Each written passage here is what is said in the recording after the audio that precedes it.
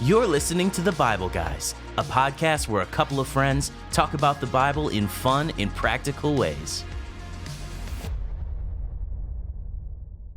Hey everybody, it is Friday if you're listening day by day. Woohoo! And TGIF. There we go. Thank the Lord. That's great. Yes, and as a matter of fact, my wife is off on Fridays, and when I work... But she's on the rest of the week? It's just like Fridays are a bad day for her? But no, she doesn't go to work on Fridays. Oh, I thought you were saying she's a little off on Friday. And Friday's my day off, so Fridays are great days. How great. Good for you guys. Yes. This is like a date day. Well, I don't know, honey, if you're listening, let's go on a date. Yeah. It's either date day or chores day. She's right. She's listening in the morning to this because she listens to the Bible Guys every single morning. Every single morning? Every morning. Okay, well, just in advance, we're going to apologize, Liz. She actually says, I don't know what I would do if you stopped the Bible Guys. And she means it. Wow. Yeah. That's so nice. Yeah, it is nice. We have a lot of listeners that say that's how they start their day or that it's an everyday thing. Mm-hmm. I just had a conversation with a really, really great guy, and he said that he started just a few months ago, and he started off with that whole series we did on the Gospels. Oh, cool. And he's almost all the way through. He listens to it like a few a day, and he said, man, I just feel like I'm growing in my faith. So, yeah, it's really amazing to me really cool. that people listen every day. Yeah. It's humbling. I agree. It's humbling. It's extraordinarily humbling. Well, hey, we have an amazing segment today. Normally, on Friday, our favorite segment is What Made Chris Mad This Week. Normally. But maybe our second most famous, my second most favorite segment is Who's Most Likely. I agree with that. This might be my second most favorite one. Yes. So this is a Who's Most Likely segment. Yeah, and Chris, the idea is you and I are supposed to instinctively and quickly just quickly vote. If it's me or you. Yes. It's either you or me. It's me or you. Or you or me. Okay. Ready? Yes. Who's most likely to get kicked out of a public place for laughing too loudly? That could be both of us. Yeah. But I'm going to say me. I would say it's probably you. Yeah. I laugh pretty loud. Yeah. Like, do you ever hear me in messages? Like when I'm listening to like a sermon or something, somebody tells a joke and I'm in the audience, I really laugh loud. Yeah. So I will tell you, so my daughter's boyfriend had never been to a Broadway show. Huh. So I was driving down the road. It was a Saturday. It was early in the morning. So I had an early morning Saturday meeting. And then like the family was just getting out of bed. And I heard on the radio that there was a revival of the Broadway show Oklahoma.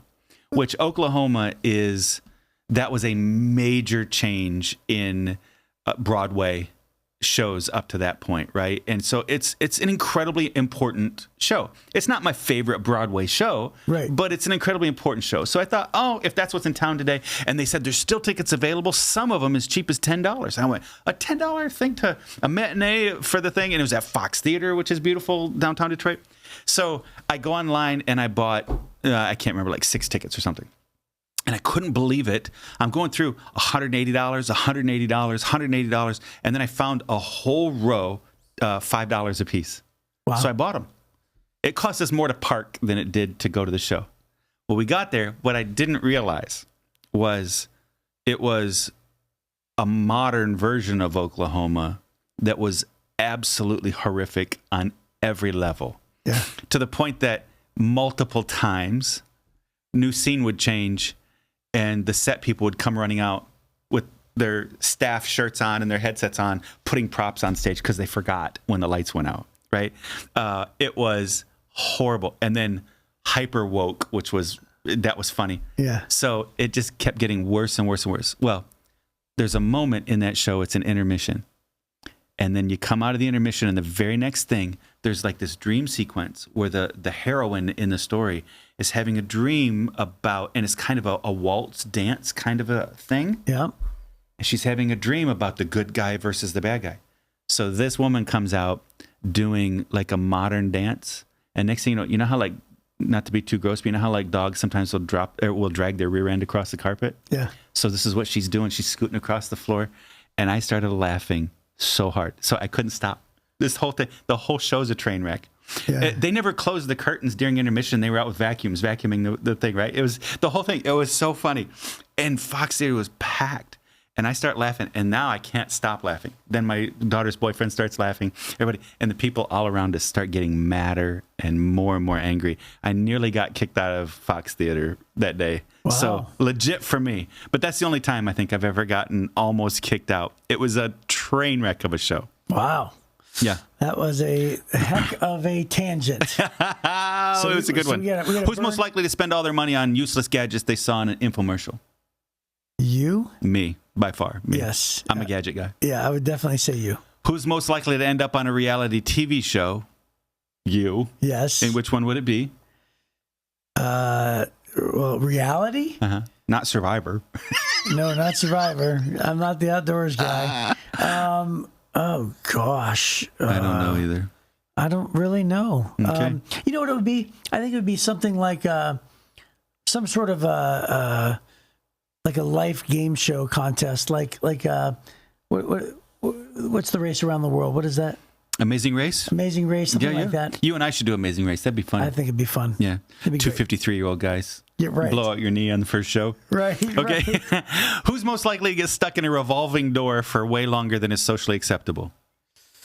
Oh, that's rough. I don't think that's any of us, to be honest with you. I'm always very conscientious of that because I usually stick my foot in the thing and stop the person in front of me. Oh, really? Oh, yeah. Well, I do it to my daughter all the time. Well, I'll tell you what. I am famous for slipping in with somebody at the last second and then just making them uncomfortable, right? So I do that all the time. So I would definitely say me then. Okay. Who's most likely to make a dramatic exit from an event only to return 10 minutes later because they forgot their phone? Oh, no. Yeah. Gee whiz. If we have to pick one. Well, I think you're more dramatic than me. You think? Or do you think it's me? I'm going to go with me. I'm going to go with me too. Yeah? Yep. Yeah. Because here's the thing. If I did forget my phone, I would have no problem with going back in there and getting my phone. Right. I would leave it. I'd be like, well, I lost that phone. Right. There's a honey, I gotta spend $1,000 to get a new phone, like, because I left dramatically and I can't go back in. Hey, there is a movie scene where I'm not promoting this movie because actually it ends with like this kid flipping his family the bird. Like it's not a very great scene, right? Okay. But let me just go ahead and tell you this real quick. He's on the plane, and he's ready to get off the plane because he's made this life decision that he just doesn't like his family. And so he turns right around and he goes, you know, Dad, here's what I think of you. And he's like, here's what I think of you and you and you. He's going down the line, and he's like, I'm getting off this plane. He goes, and you guys can go on vacation without me. And then he does this thing, where he's really rude. And he starts backing up, and then the flight attendant goes, Sir, we've just closed the outer doors. You're going to have to take your seat because they're going to London. No. And then he has to walk back. Because, by the way, he does this publicly in front of the entire plane. So he has to walk back and sit with his family after he makes this big grand speech. That's terrible. And then he had this nickname named Pirate. And his buddy leans over and goes, it's going to be a long flight, Pirate, isn't it? Yep. So. Yeah, I've had some of those where maybe in my younger days where I said way too much and then couldn't get out of the space. Right. Yep. Yeah, that's like you're waiting for a dramatic walk-off. Yep. That's so funny. Well, speaking of dramatic walk-offs, we're going to walk out of that segment and into this next one. Okay, what I was going to say is, speaking of dramatic walk-offs, this is the most famous proverb that talks about which path to take. Ooh. Wow, good one. Yeah. This is maybe one of my favorite. I've spent a lot of time in the book of Proverbs. I love Proverbs, but Proverbs 3, maybe one of my favorite. Yeah. So he says, my child, never forget the things I've taught you. Store my commands in your heart. If you do this, you'll live many years and your life will be satisfying. Never let loyalty and kindness leave you. Tie them around your neck as a reminder. Write them deep within your heart. Then you'll find favor with God and people, and you'll earn a good reputation. I love that. Trust in the Lord with all your heart. Do not depend on your own understanding. Seek his will in all you do, and he will show you which path to take. Maybe my favorite 2 verses in the whole Bible, right there. Don't be impressed with your own wisdom. Instead, fear the Lord and turn away from evil, and then you'll have healing for your body and strength for your bones. Honor the Lord with your wealth and with the best part of everything you produce, and then he will fill your barns with grain, and your vats will overflow with good wine. My child, don't reject the Lord's discipline, and don't be upset when he corrects you, for the Lord corrects those he loves, just as a father corrects a child in whom he delights. Joyful is the person who finds wisdom, the one who gains understanding. For wisdom is more profitable than silver, and her wages are better than gold. Wisdom is more precious than rubies. Nothing you desire can compare with her. She offers you long life in her right hand, and riches and honor in her left, and she will guide you down delightful paths. All her ways are satisfying. Wisdom is a tree of life to those who embrace her. Happy are those who hold her tightly. By wisdom the Lord founded the earth. By understanding he created the heavens.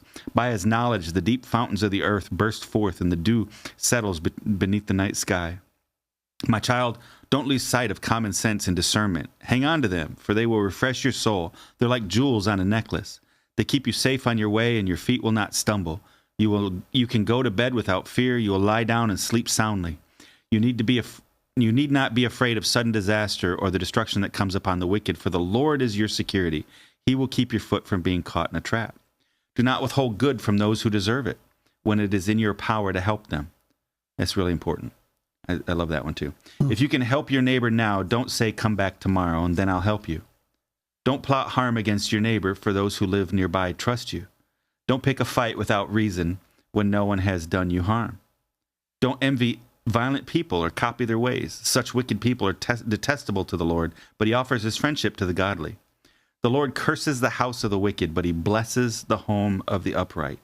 The Lord mocks the mockers, but is gracious to the humble. The wise inherit honor, but fools are put to shame. Every one of those, it's just little phrase, little phrase, little phrase, little phrase, and every one of you go, oh, let's talk about that one. Oh, let's talk about that one. Mm-hmm. Yeah, it's an amazing thing how Proverbs is filled with little tiny sentences, and each sentence seems like it's an entire life lesson. Yeah. It seems like somebody has lived a life of regret, and they've learned this entire principle, and then they just pieced it together, and sometimes Proverbs has so many in just one chapter. Oh, yeah. It's just absolutely amazing. So, so let's talk about your favorite verses. Well, trust in the Lord with all your heart. Do not depend on your own understanding. Seek his will in all you do, and he will show you which path to take. Yeah. Right? I think I talked about that just a little bit yesterday, that people ask opinions, and I'll say, well, the Bible says this. Jesus says this, right? Mm-hmm. Solomon said this. And I think that's because these verses are so important to me. Yeah. Right? Yeah, and the part that stands out to me on that phrase is do not depend on your own understanding. Right.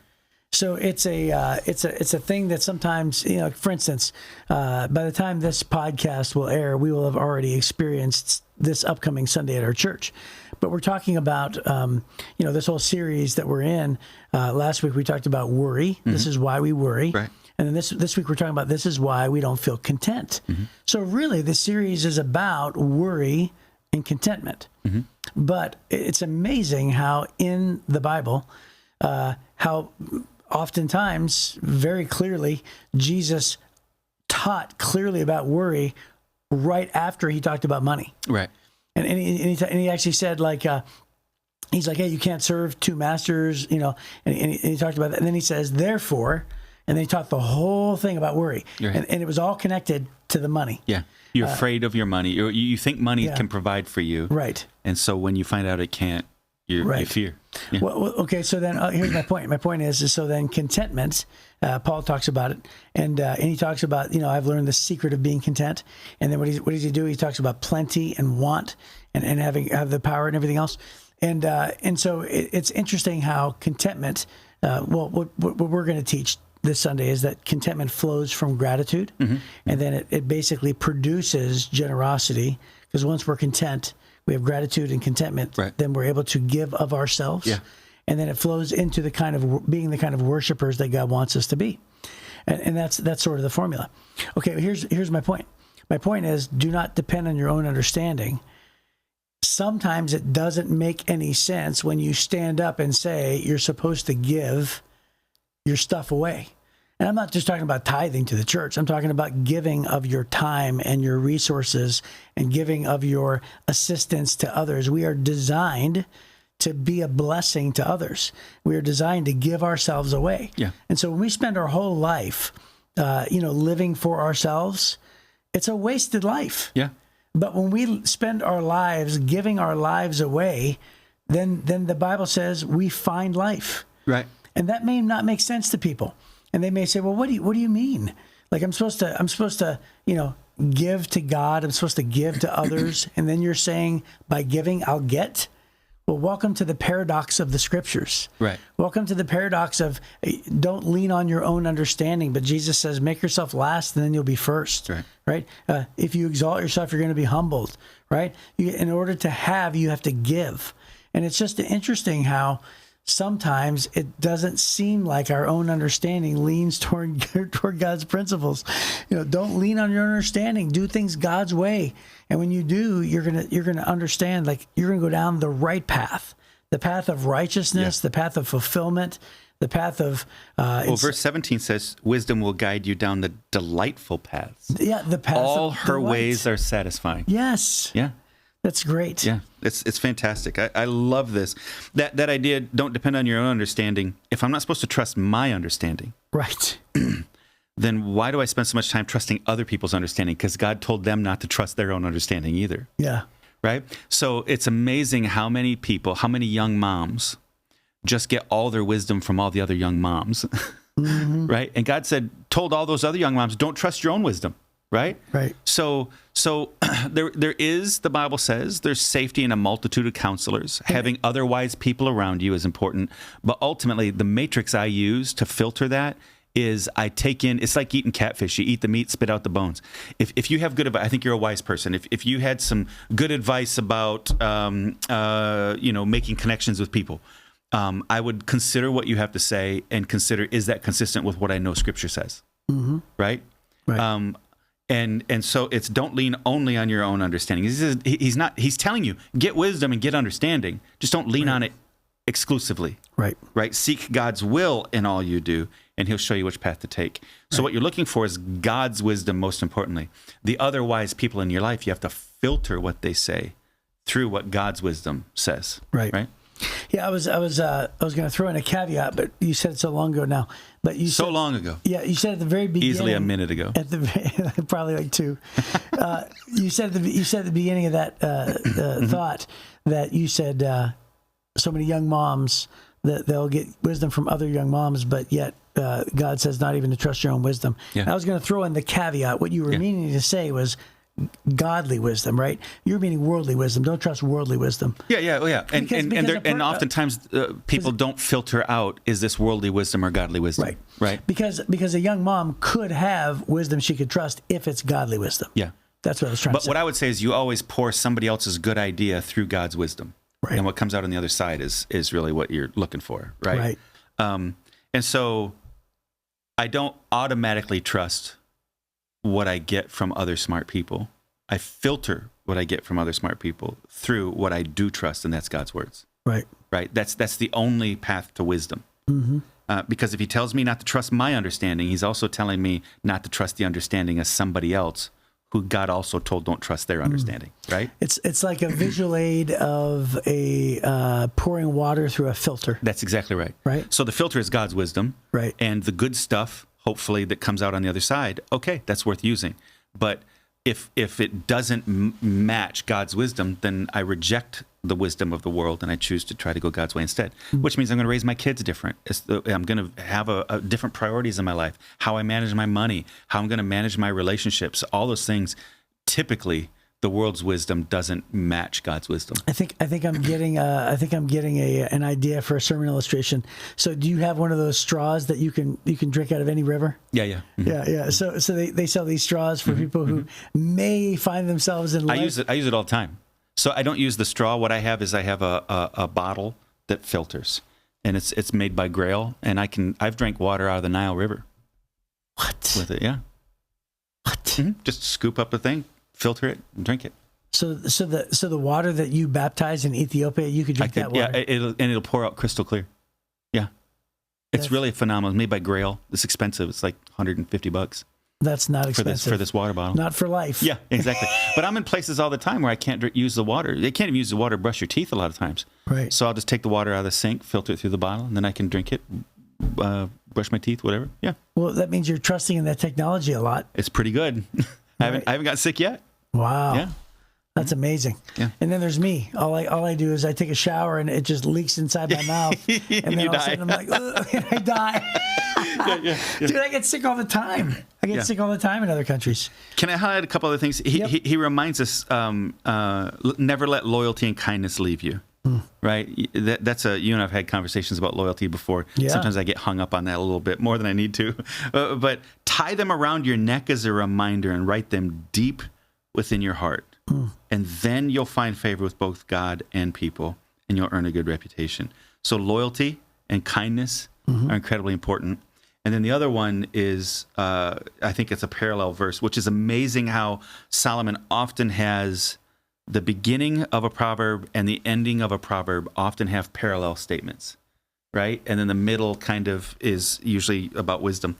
So towards the end of the proverb, he says, "Don't withhold good from those who deserve it when it's in your power to help them." Right? If you can help your neighbor now, don't say, "Come back tomorrow and I'll help you." And you know some stories where we've had opportunities. We found out about a problem somebody was having. There was really no advantage to us, but I've used that verse multiple times to go to my board and say, "I think we should give resources to this person." Right? It's a godly person, somebody who's trying to navigate through a difficult situation. We have it in our power. And the question always is from the fiscally responsible people, they go, well, if we use it, then what are we going to have? And I'm like, I think God's going to bless us. He says, when it's in your power, don't hold back. Don't tell them to come back tomorrow and then I'll help you. And instead, it's that loyalty and kindness thing combined with, if it's within your power, go ahead and don't withhold it. Take care of them. But then you go back to the beginning and God says, then you will find favor with both God and people. Right? So God gives you favor when you choose to do what you can do when you can do it. Right. For the people that you love and that are that you're loyal to. So yeah, that's great. When I'd mentioned already a long time ago here now about the giving, the financial giving. Yeah. It says, honor the Lord with your wealth and with the best part of everything you produce, and then he'll fill your barns with grain. The part that stood out to me with that was the best part of everything you produce. So, it's the first fruits, right? Yeah. Which is why we say it comes out of the top. It's the very first thing you should do. So, do you get an automatic withdrawal when you give, or do you actually physically do it? Now we just automatically withdraw. Yeah. Because we're not wrestling with it anymore. Anybody who's still struggling with tithing, you should consciously make a choice to tithe every day. Yeah. I mean, every week or whenever you get paid. But if you've already settled that and it's not a battle anymore, then what I don't want to do is forget, because it's not a struggle. But there's been times where I've gotten a couple months behind, and God's blessed my wife and I pretty significantly. And if I get a couple months behind in my tithe, I got to write a big check. Right. So I don't want to get behind. It's something I've already settled. God, it's yours. You get the first. But for me, for the first fruits, my wife and I made based on this verse specifically, we tithe on our gross and not our net. So we tithe before Uncle Sam gets his. Right. So Uncle Sam gets it before I ever get it. But I tithe on the whole amount before Uncle Sam takes any money out, because I want God to say, God, I'm giving you the very best of what I have. Yeah. And that's a big thing. It's a personal opinion, but we made that a decision a long time ago based on this verse. Yeah, that's great. Yeah. Well, so people always ask me that. Net or gross? Right. Yeah, net or gross. It's among the great debates, isn't it? Yep. So, hey, there's so much more in here that I don't think we really have time to get into. But all that to say, well, this is the Book of Proverbs. It is. This is a great passage to read to understand how Proverbs works. Dude, we can talk about this one all day long. Just this one chapter. Right. We can talk about it for a week. Right. Yeah, I agree. All right. Well, hey, that is our time, though. So hopefully we will see you next time. And join us on the Bible Guys.